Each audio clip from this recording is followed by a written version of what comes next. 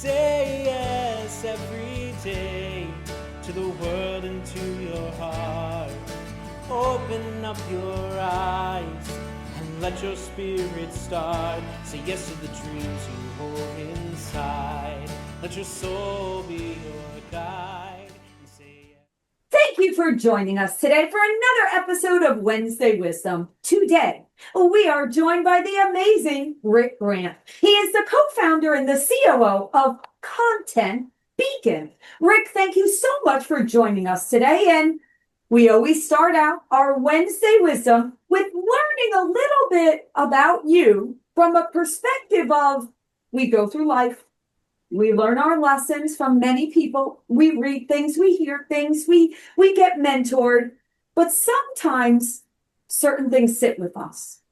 And those things travel with us through our lives. Rick, to start us off, I'd love to hear, what is that one thing that you would like to share with all of us? Well, Laura, thank you for that question. And first, let me just say, what a privilege it is to be on your show. I've watched you for a long time. I love what you do for the industry, and it is a real honor for me to be with you today. Thank you. So to answer your question, back in my 20s, I came across a book of wisdom masquerading as a book of quotes. And in this book, there was a quote by a guy named Romain Rolland, and I'm horrifyingly destroying his name because he's French. But because he lived at the turn of the last century, he's not going to call you and complain about that.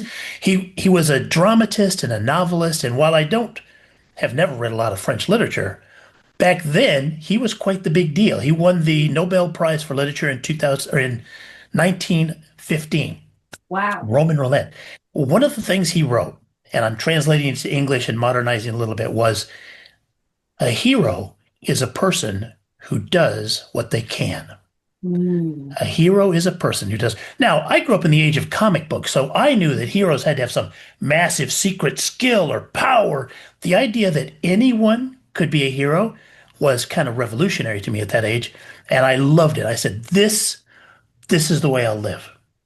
Now, what I didn't know, and I didn't learn for probably another 3 decades or longer, is that a person can only do what corresponds to the story they believe about themselves. Ooh. Right? That's all you can do. So if you think you're a great salesperson, you're going to act like that. You're going to do that. If you think you're not, you're going to have trouble. If you think you're a great writer, that'll be effortless. If you don't, it's going to be a lot of work. So that made me realize, and thankfully I realized that before my kids got very old, is that the question that we were asked as kids and that we always ask is the wrong question. Instead of asking, what do you want to be when you grow up? We should be asking, what do you want to be able to do when you grow up? When I started asking myself that question, everything changed. So what was the answer to the question when you asked it to yourself? Well, it changes all the time. And that's what annoys my wife so much, because I'm always coming home and I'm saying, oh, honey, I'm going to learn this. And she's like, you don't have any background in that. What are you talking about? Why don't you stick to what you do? I'm like, I don't know, but this is really good. Right now it's vibe coding because Oh, wow. I know about vibe coding, actually. Isn't that exciting? Finally, for the first time, all those great ideas that we've had for years and just couldn't do. Now we can just talk to our AI coder helper. Yep. And they start to come to life. So it's a great time to be alive. But I'm always coming up with something new that I want to learn. And it's not just annoying to my wife. It's also somewhat problematic for me, because anytime you try something new, you're not going to be good at it at first. So you kind of have to look like the fool before people will ever see you as a wise person. So a lot of people just get comfortable and say, well, this is what I'm good at. I'm not going to do anything else, and I'll just be the hero here. But I'm like, there's new stuff every day that we can learn. We could try this or we could try that. And you got to get comfortable with stumbling around and failing a lot, because that's going to happen.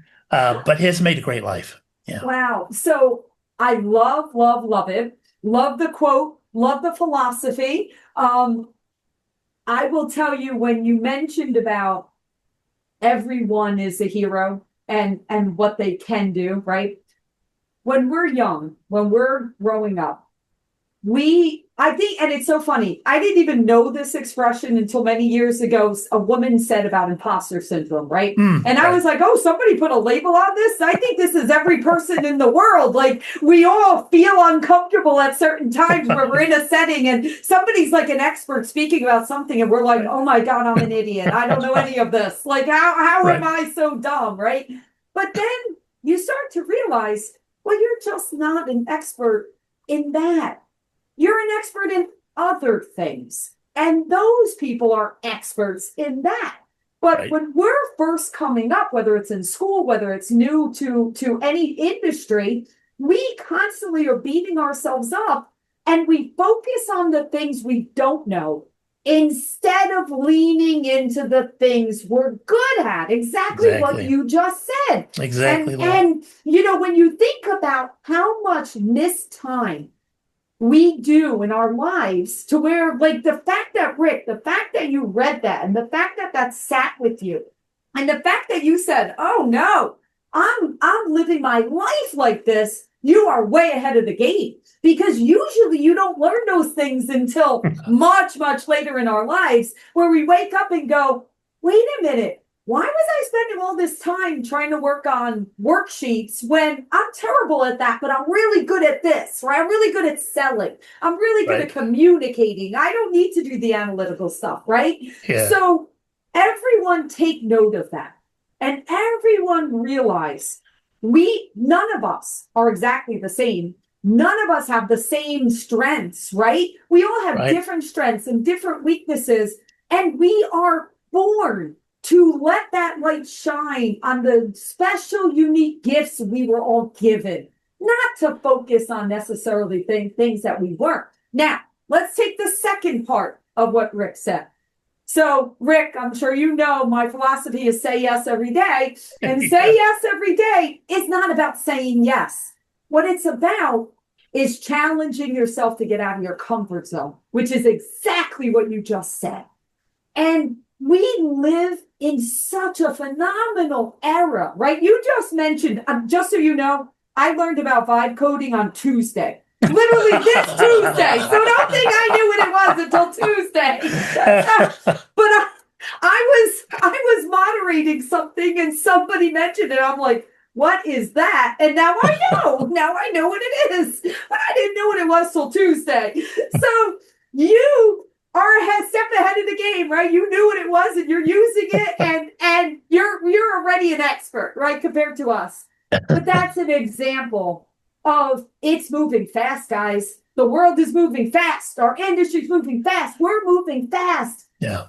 Jump on it. Don't be afraid to say, hey, I might not be an expert in it, but I know enough to be dangerous, right? In that, I love Exactly that. right.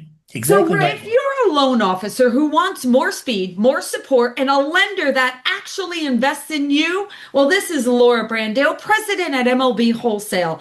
And we're not just closing loans. We're making lives better through real education, powerful programs, and a remarkable team that is there to help you win every single day. At MLB Wholesale, your growth is our mission. Your success is the standard. And when you partner with us, you're never doing it alone. Ready to level up your business? Let's build something remarkable together. How do you apply that philosophy, that wisdom? How are you applying that to your business, right? How does this help in your day-to-day and your clients? How does it tie in? That's a great question, Laura. And I try to keep that, I try to be mindful of that question as we go through, because the business I'm in, the business of shining a bright light on other leaders, is changing so fast. It's a whole different world. When I started writing about mortgage for National Mortgage News in 1997, it was all paper and faxes, and Brad would bring stuff to my desk and I'd write from that. And today it's all electronic. Even us, Laura, I have followed you for, it's got to be years, and I feel like I know you because I've seen so many of your shows. But this is the first time I've got to speak to you face to How face, exciting. right? So that is not the way we used to live 20 years ago, and the way we live tomorrow is going to be slightly different again. So, long way to answer your question. The answer is always, when some new challenge presents itself, Not to start with, well, we can't because of this, or yeah, but this and this and this. The first question is, if we assume that this is a possible challenge to overcome, what's the answer to that going to look like, right? So we know it's possible. There is one in the multiverse. There's one version of the now that is us succeeding here. So what does that look like? Because when you start with the idea that the problem has a solution, you're already miles ahead, right? But in almost every case, if it's a solution you haven't used before, it's going to mean you're going to have to stretch out of that comfort zone, learn something new, try something new, and the chances of your failing are going to be relatively high, at least the first try. So you surround yourself with the best possible people. My partner at Content Beacon is Brian Riegert. The guy is solid pro. I love working with him. And so if we encounter something that looks like we can't get over it, the first thing we say is, all right, let's assume a solution is possible. What's it going to look like? What does it got to be? And if you get a and I know this from watching you, you have such a positive, it's just your framework is automatically on the positive side. Always. And that's, yeah, always. that's what it takes. I don't know how to think any other way. And it works great for you. And by the way, congratulations on your latest promotion. Well, I got to say, Laura, I was thrilled to see that. But you know what thrilled me even more than that is you got promoted into a new position, more authority. I know you've held that position before in other places, but a lot of work. And yet you're still doing your outreach, your podcasting, you're spreading positive vibes everywhere. That's special. And I love you for that.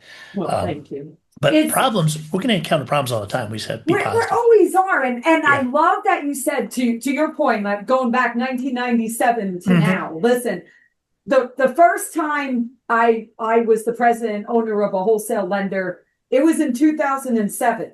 I didn't have the ability to go out on social media and make an announcement or be able to reach all my clients, in one swoop, right? But to your point, we've evolved, right? We're evolving. We're making this progress. We're doing this, right? And that's what you're doing for your clients, and that's what you're providing and guiding them. And it's ever changing quickly. Almost on a daily basis, it's changing now, right? I know. There's new tools coming out all the time. My clients always say, what are we going to do about AI? Is it going to change things? And Rick, am I going to be starting to use an AI ghostwriter instead of you? And I said, well, for some of your stuff, you will. Right. But some of it, we're going to have to be careful, and we're going to have to. But 10 years from now, my job won't be spending all my time writing, which I love to do. It's going to be spending more of my time telling my clients what we should be writing. What should we be talking about? Where are these conversations happening? And how can we make sure that we're part of them and our brands are focused on those things?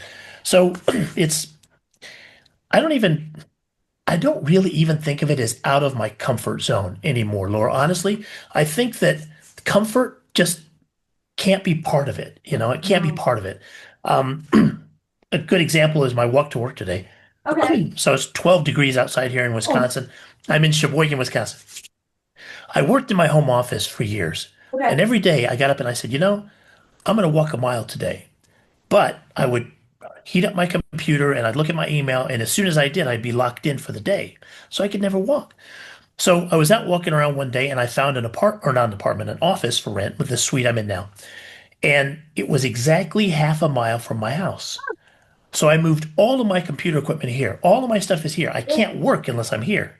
So every day I have to walk here and walk home, right? So, and if I had focused anything on comfort, I would have said, you're an idiot, Rick. This is stupid. This is not very smart.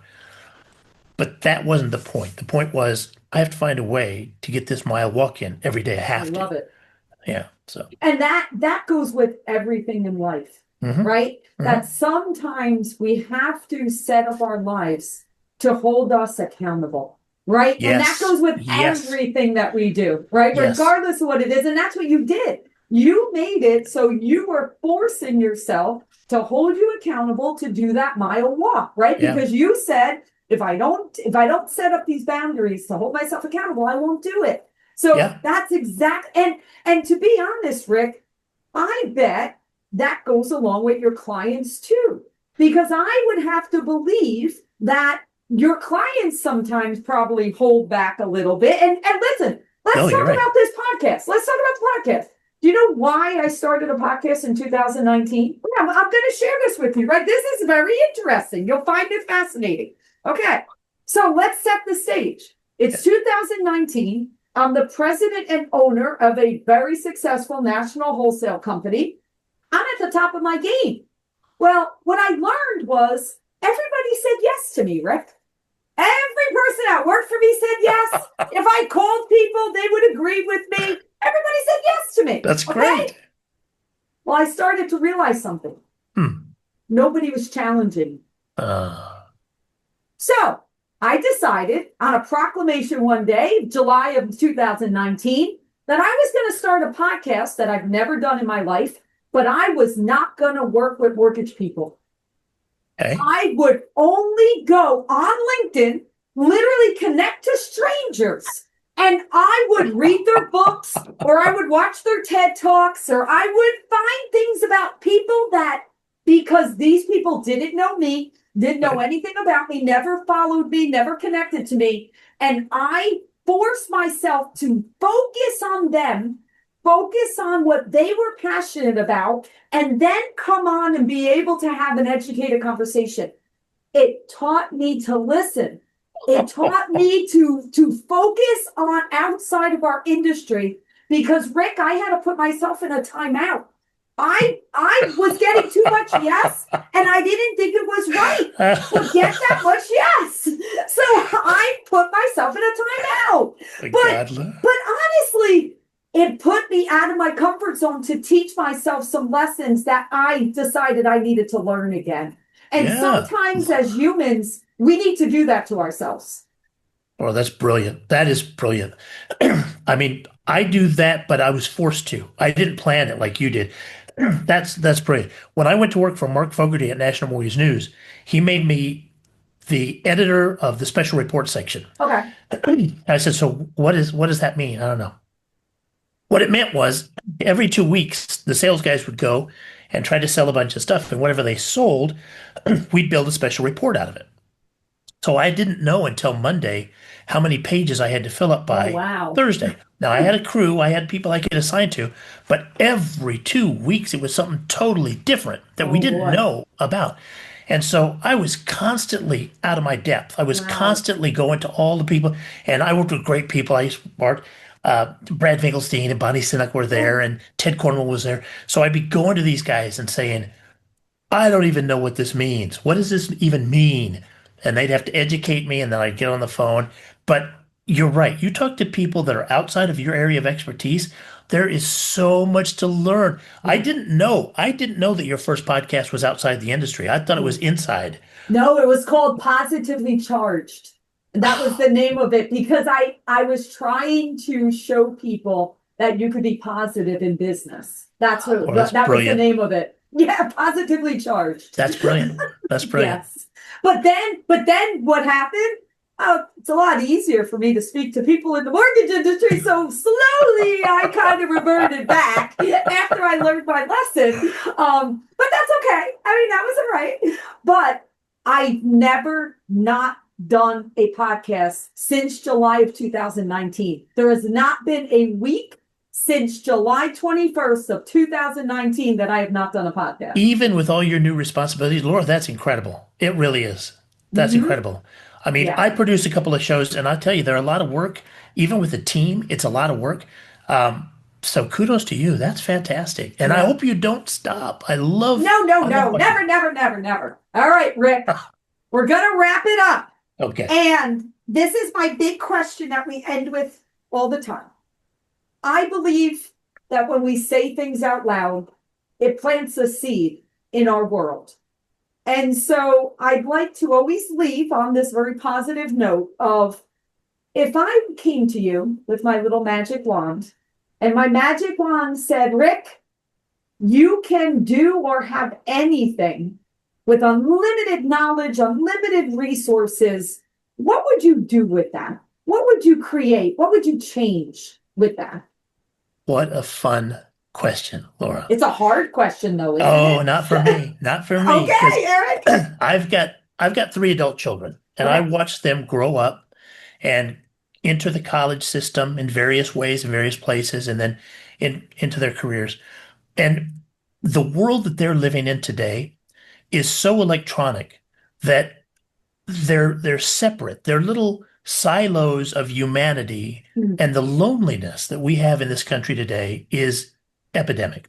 Sad. If I Really had sad. endless resources, I would start a new kind of university, and I would allow all these kids to come, and I didn't care what they study, and we're not going to prepare them for some job that's not going to be here when they graduate in 4 years.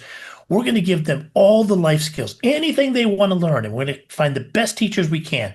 But fully half of their time will not be spent in classes or doing homework. It'll be socializing, making friends, doing hard things together, volunteering. The best way to make great friends is to go into something together that other people say can't be done, and to do it. Well, we see this with our military personnel all the time, right? All the time. They come out of there with lifetime friendships that are strong. Yeah. Our kids need that now.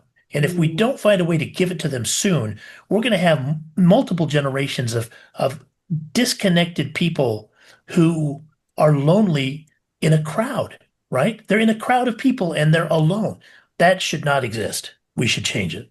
Wow, Rick, that is like mic drop moment. And I have to tell you, I listen to everyone as they answer that question, and you have a very unique answer there that I have to tell you, I have 2 adult children, and I'm very thankful that they were right at that cusp, that they did not grow up with the phones. Like, they are old enough that they did not grow up that way. That they don't and now I have a grandbaby that literally she is not allowed to see a phone. She is not allowed to be on an iPad. She doesn't even have a television on. No electronics at all. And I'm like, thank goodness, because if you actually watch a child's face when that screen comes in front of them, it completely changes. It's like the whole world is blocked out. Like the whole human element is gone, to your point. Yeah. So Rick, I hope that little plant just happened in our world. I hope that there's there's things out there that are multiplying little things of goodness happening right now, because we don't have to change the whole world, but we certainly might be able to change a small group that can grow into a bigger group. And that's the beauty of the power of bringing us together. What we're doing right here is a perfect example of that connection, right? Yes, we use electronics. We came together. You know me from being online. I've gotten to know you that way. But yet, by doing even this, you brought the human connection into it. We're not just digital. We're actually having a human conversation. Yeah. And thank you for that, Laura. Oh, and thank You're you. doing that. So thank you for that. Well, Rick, amazing. Love it, love it. Please tell everyone in the audience, how do they get to connect with you? How do they learn more about all the amazing things that you have to offer? Thank you for that. The easiest way is to find me on LinkedIn. Even though my name is Rick Grant, which is shared with about 1 billion other people on this planet, if you go to LinkedIn/in/Rick Grant, I was the first Rick Grant on the LinkedIn platform. That's how old I am. So it's easy to find me. I love to connect with people that are smart and trying to do good things. And then we can build a relationship from there. Awesome. Thank you so much, Rick, and keep shining bright. Thank you.